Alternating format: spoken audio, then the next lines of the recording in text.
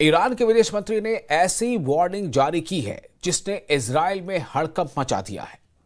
Iran के विदेश मंत्री अब्बास अरागची ने उनके एक एक शब्द को डिकोड किया जा रहा है।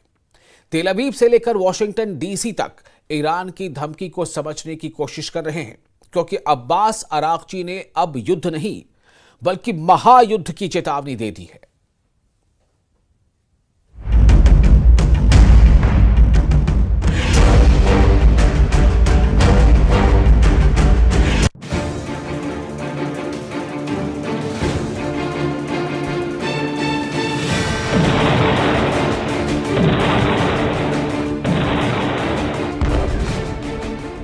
जिसे भी लग रहा है कि युद्ध खत्म हो गया, गाजा में धमाके खामोश पड़ चुके हैं, जिसे भी लग रहा है कि सीरिया में शांति आ चुकी है, लेबनान में हिजबुल्लाह हथियार डाल चुका है, इजराइल का ऑपरेशन ठंडा पड़ चुका है, उसको चौंकाने वाली खबर ऐसी आई है कि 2025 की शुरुआत बहुत डराने वाली होगी।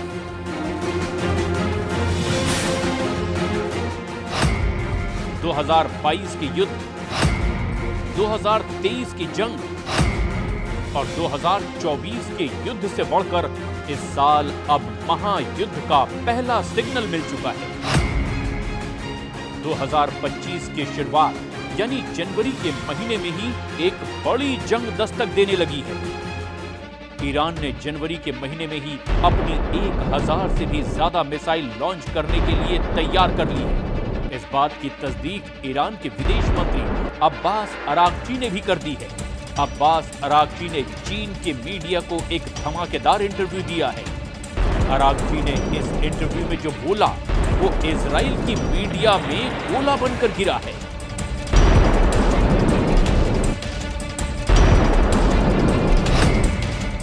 इसीलिए इसे अरागची का अंगार कहा जा रहा है। अरागची के अंगारे में इतनी आग है कि पूरा पश्चिम एशिया नए युद्ध में जल सकता है। अरागची ने जो बोला उसे टाइम्स ऑफ इजराइल ने इस तरह से छापा। बताया कि ईरान के विदेश मंत्री ने एक बड़े युद्ध की चेतावनी दी है। इजराइल के जेरूशलम पोस्ट में लिखा, ईरान ने इजराइल को अब ऑल आउट वॉर यानी कि खुल्लम खुल्ला युद्ध की वार्निंग दी है। एक तरफ गाजा में धमाकों के बीच इजरायली सेना ने लगातार ऑपरेशन और बमबारी के साथ साथ सीरिया पर अल-कायदा और आईएसआई के आतंकी रहे जुलानी के आतंकियों पर कब्जा किया। इन दोनों तस्वीरों ने ईरान के अंदर बहुत बेचैनी पैदा कर दी है। गाजा में इजराइल नॉन स्टॉप हमले कर रहा है, वहीं सीरिया में जुलानी का गैंग चप्पे चप्पे पर कब्जा कर चुका है। غزه آغاز شد و حملات رژیم اسرائیل و بعد گسترش اون به لبنان و بعد مسائلی که در سوریه به وجود آمد، مسائلی که در یمن هست، درگیری بین خود ایران و رژیم اسرائیل، همه اینها منطقه ما رو یک منطقه بسیار ملتهبی کرده. चीन की मीडिया से अब्बास अरागची ने बड़े युद्ध के खतरे को लेकर जो कुछ बोला उसे 3 पॉइंट में समझिए।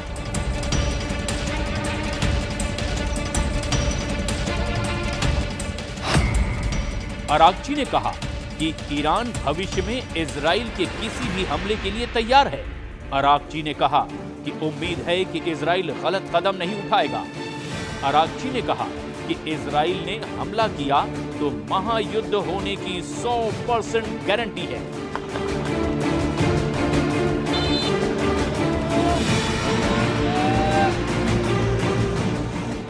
इस वक्त ईरान और इजराइल के बीच टेंशन सबसे बुलंद है। एक तरफ नेतन्याहू का वॉर कैबिनेट गाजा, लेबनान और सीरिया के मोर्चे पर खुद को जीता हुआ साबित कर रहा है।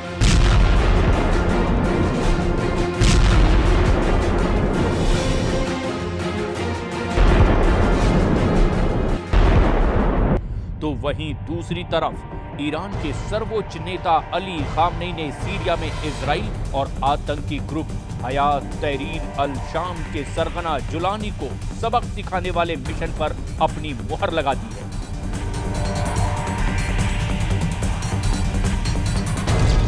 البته پیروزی هم قطعی است. حالا به این جوله باطل نگاه نکنید، بدانید اینایی که امروز جبلان میرن یه روز زیر پای مؤمنین لگدمال خواهند شد. खामनेई के बयान में नेतन्याहू के साथ जुलानी के लिए बड़ी वार्निंग है।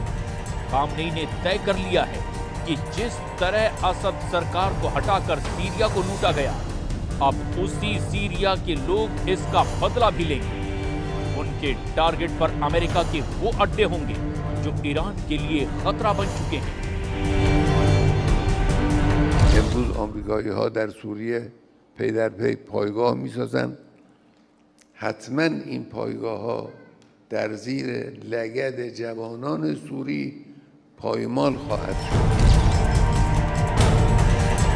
खामनेई ने जो कहा उसकी गंभीरता नेतन्याहू और उनके चाहने वाले बहुत अच्छी तरह समझते हैं।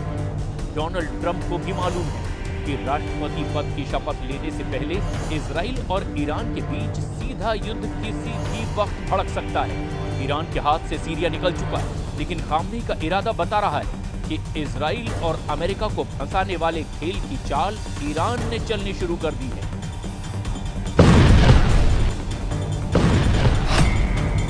ईरान के सर्वोच्च नेता अली खामनेई के जनरल हुसैन सलामी कह चुके हैं कि इजराइल को सीरिया में दफन कर देंगे। زندگی می‌کردند چون ما به دنبال عزتشان بودیم. ما نرفته بودیم تا بخشی از خاک سوریه را منضم به خاک خودمان کنیم. نرفته بودیم تا آنجا را میدان جستجوی منافع بلند پروازانه و زیاده خواهانه خود قرار دهیم. वैसे नुकसान में सिर्फ ईरान है, ऐसा नहीं है। गाजा में हजारों बम गिराए जाने और हजारों जान जाने के बाद भी नेतन्याहू अपने युद्ध में पूरी तरह नाकाम साबित हो रहे हैं। गाजा में जारी इजराइल की बमबारी के बीच इजराइल की सबसे बड़ी चुनौती गाजा पर पूरी तरह कंट्रोल करना है।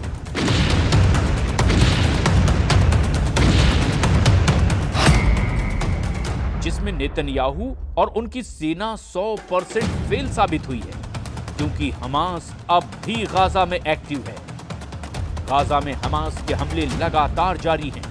ये बात टाइम्स ऑफ इजराइल की इस रिपोर्ट में छपी है और ऐसे हमलों में इजराइल अपने सैनिकों को भी खो रहा है।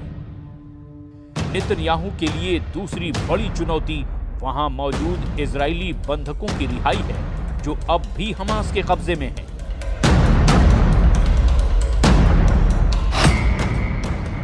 इसमें भी नेतन्याहू और उनकी बहुत ही आधुनिक सेना 100% फेल साबित हुई है। इजरायली बंधक अब भी हमास के कब्जे में हैं।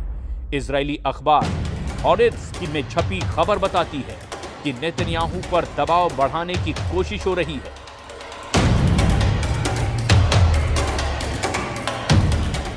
बंधकों को छुड़ाने के लिए नेतन्याहू और उनकी फौज शुरू में काफी एक्टिव दिखी, लेकिन अब ऐसी खामोशी छा गई है कि सब नेतन्याहू के युद्ध वाले एजेंडे पर सवाल उठने लगे हैं। गाजा में 450 दिनों की बमबारी ताजा रिपोर्ट बहुत खतरनाक है और आंकड़े ऐसे हैं जिस पर अमेरिका से लेकर यूरोप तक सवाल उठाने से बच रहे हैं। गाजा पर इजराइल की बमबारी में अब तक 46,000 से ज्यादा फिलिस्तीनी नागरिकों की मौत हो चुकी है। इनमें करीब 20,000 बच्चे थे। वहीं हमास के कब्जे में करीब 100 बंधक हैं और उनको छुड़ाने के लिए इजराइल में लगातार सीज फायर की मांग की जा रही है।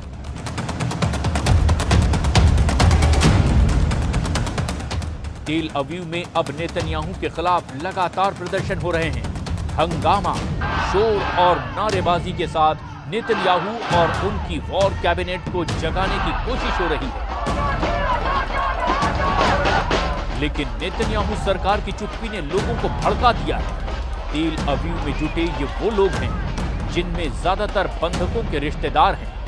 इजराइल अब गाजा में क्या चाहता है, इस बात को लेकर नेतन्याहू की पॉलिसी काफी भ्रम की स्थिति में नजर आती है, क्योंकि जो युद्ध उसने हमास को खत्म करने के लिए शुरू किया था वो अब भी एक्टिव है और इजराइल की फोर्स अब भी गाजा में ज्यादातर इलाकों में सीना चौड़ा करके पेट्रोलिंग नहीं कर सकती।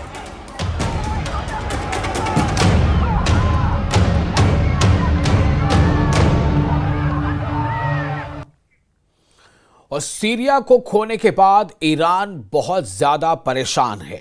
सीरिया फ्रंट पर पुतिन से भी ईरान को मायूसी मिली है। ऐसे में अब खामनेई ने इजराइल को हराने के लिए नया प्लान बनाया है।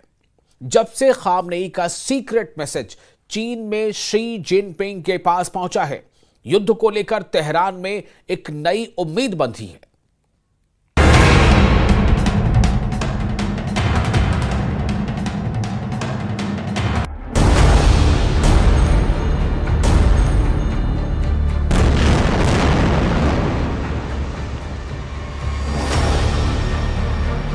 क्या ईरान ने मास्टर स्ट्रोक चल दिया है? क्या ईरान ने इजराइल को बड़े युद्ध में फंसा दिया है?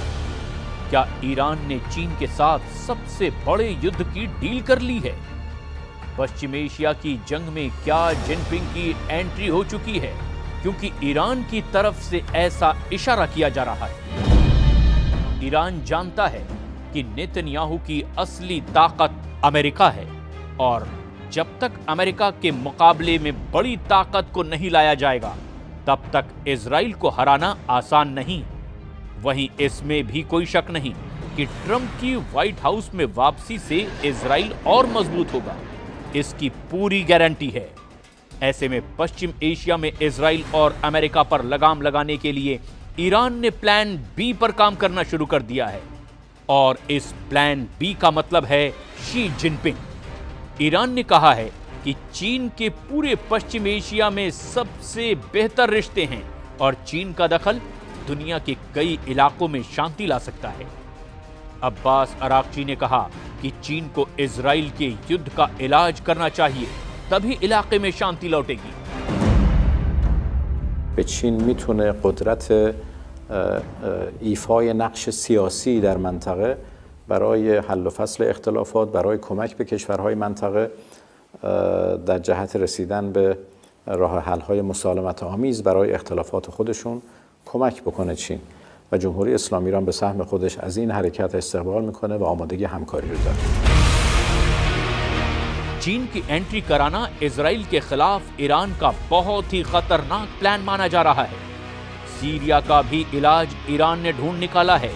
खामनेई ने जुलानी और नेतन्याहू के अलावा अमेरिका को भी सीरिया में हराने के लिए प्लान तैयार कर लिया है। इजराइल इस वक्त गाजा पर लगातार हमले कर रहा है।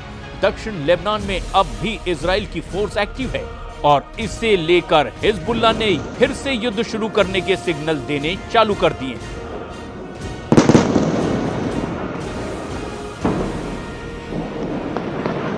لا يوجد جدول زمني يحدد أداء المقاومة لا بالاتفاق ولا بعد انتهاء مهلة 60 يوما في الاتفاق. لقد قلنا بأننا نعطي فرصة لمنع الخروقات الإسرائيلية وتطبيق الاتفاق وأننا سنصبر. لا يعني هذا أننا سنصبر لمدة 60 يوما. 27 नवंबर को हिजबुल्लाह और इजराइल के बीच सीज फायर हुआ था। तब 60 दिन के अंदर इजराइल की फोर्स को दक्षिण लेबनान से हटाने की बात तय हुई थी। लेकिन अब हिजबुल्लाह को लग रहा है कि जिस तरह नेतन्याहू ने सीरिया में फौज की घुसपैठ करके कब्जा करना शुरू किया है, यही हाल दक्षिण लेबनान का होगा, क्योंकि नेतन्याहू ने सीरिया में जबल अल शेख रेंज पर अपना हेलीकॉप्टर उतारकर यह मैसेज पहले ही दे दिया कि सीरिया में इजराइल की फौज अब लंबे वक्त तक रहेगी, या यूं कहें कि सीरिया के बड़े इलाके पर इजराइल की फौज अपना कब्जा बरकरार रखेगी। यही वजह है कि खामनेई ने भी ये कह दिया कि चाहे गाजा हो या लेबनान हो, सीरिया हो या फिर यमन, इजराइल के खिलाफ मरते दम तक युद्ध लड़ा जाएगा।